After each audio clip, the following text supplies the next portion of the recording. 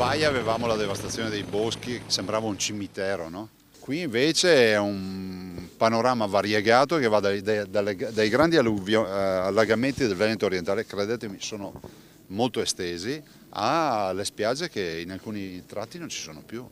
Questo è quello e poi per finire alle Cavane e a tutta la sacca di Scardovari dove c'è, vedrete nelle foto, nei filmati, c'è materiale dappertutto volato via. Reduce dal sopralluogo in elicottero dalla montagna al litorale, il presidente del Veneto Luca Zaia parla di emergenza ancora in corso, vedasi il mare d'acqua, dice, lungo il Lemene nel Veneto orientale, e di una devastazione che non deve essere ridotta a mera appendice di quella della città di Venezia. Ho chiesto formalmente che venisse splittata la parte di Venezia perché lì c'è l'emergenza concreta, un'emergenza fra l'altro continua ed è giusto che il sindaco sia già in pieni poteri commissariali.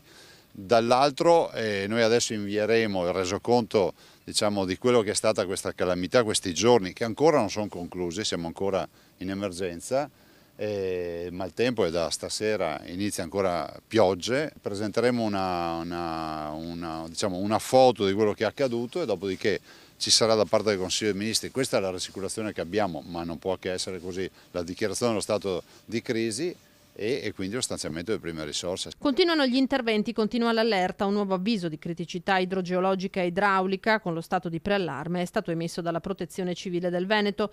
Nuove precipitazioni che si spera trovino condizioni meno sfavorevoli rispetto allo scorso fine settimana. Si abbassano le temperature e usciamo da questo limbo di tempo strano, sciroccoso eccetera, entriamo in un clima più invernale, altrimenti i guai sono guai. I danni sono già enormi, aggiunge Zaia, che chiude con un pesante riferimento al Piave. Il Piave è la vera preoccupazione che abbiamo in Veneto, perché c'è il tema della piana storica, c'è il tema di un fiume che ormai ha un carattere torrentizio pieno di alberi, il Piave deve essere pulito.